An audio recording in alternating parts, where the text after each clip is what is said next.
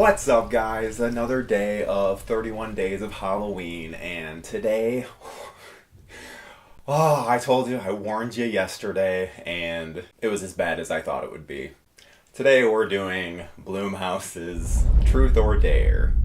Now, the reason that I say Blumhouse's Truth or Dare is because there's another Truth or Dare that came out in 2017, and that is the movie that they put on Netflix, and that is the whole reason that Truth or Dare was added to this whole month. And then I go to Netflix to try and watch it, and guess what? It is not the right movie. So I had to get my ass to the library and rent this shit because I already made the video saying that I was going to be doing Truth or Dare. So that's where we're at right now. There's something going on with Blumhouse movies that I just don't understand because they're either really good or really shit, and a lot of it it doesn't make a whole lot of sense to me.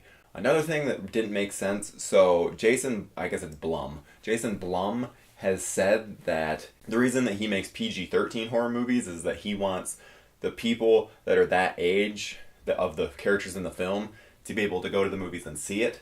Except that doesn't make any fucking sense because in both Happy Death Day and in this Truth or Dare, they're fucking college students. What why can it not be rated R? I just don't understand. It took all of the impact off.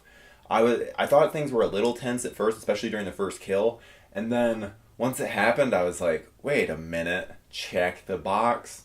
PG-13. It's like, what the fuck? So you have a movie that's about people having to do all these different dares, and when you take away that R rating, where's the tension at? Who cares? Because we already know we're not going to see that much.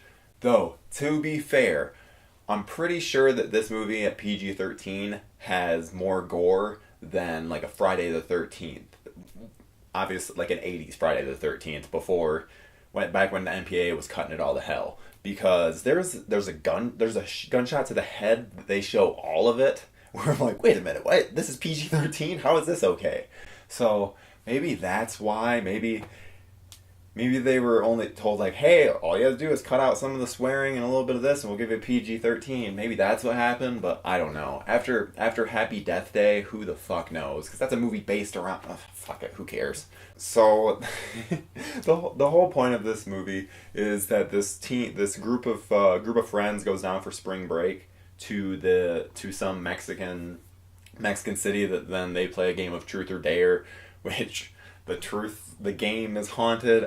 It's really dumb, but at least they get to die in cool, interesting ways somewhat. But just all the tension is gone, and so there's this like best friend blonde character, and she's kind of set up as like, oh, this is gonna be like the girl that she's like gonna be the first one to die, so that then it gets our hero, gets it gets everything in motion. Nope, that's not it at all. It's the dumbest fucking thing. She essentially sticks around for the whole movie in order to get mad at the lead because this blonde girl's dad tried to force himself on her best friend, her underage best friend, and then he killed himself because of guilt. And he's fucked up anyway, but so then the daughter gets mad at her friend because where it's victim blaming all the way, where there's no sense to it. Why is she blaming her best friend who her dad tried to rape for her dad's death? The whole plot thread was so stupid, and it just made me wonder if something was cut or no. I think the script was just that dumb. So why even have that element in there? Just because of the fact that it's a truth, this big truth that she's hiding, and the game is truth or I don't know, and it was just dumb. Speaking of dumb, what the fuck was with the random? They just like had a random Asian dude come out to his dad, where you'd think it'd be this big moment. They don't even show that. What? Like, they randomly decide to skip out on things where you're like, oh, that would have been an interesting scene. Oh, that would have been cool. No, they just decide not to. It doesn't make much of any sense to me. But again, Blumhouse is very up or down.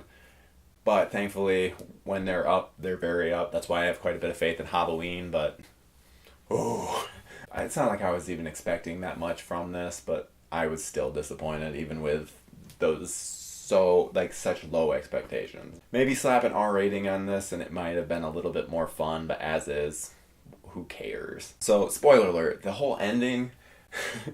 These girls, their way of getting out of the game is to put it on YouTube and include millions of people into the game. So they're essentially getting a bunch of people killed. Why? Why? I don't know. Just, it's stupid. It's dumb. I didn't like it, but that's just what we gotta do. Day 8 just wasn't as good as some of the other days, but tomorrow we have quite the good one. I really, really, really enjoyed this movie, and it's one of those films that, like, when you watch it, you're like, how did I not hear about this in my entire life growing up? Never once heard of this movie, and I really wish I had, because it would have been a fun movie to grow up with. And that would be Society. Oh, I can't wait. This is going to be a good one. Hey, you can feel free to hit that subscribe button below and follow me on Twitter, Instagram, or Letterboxd. I am at Zombie Victim on all of them. Thanks.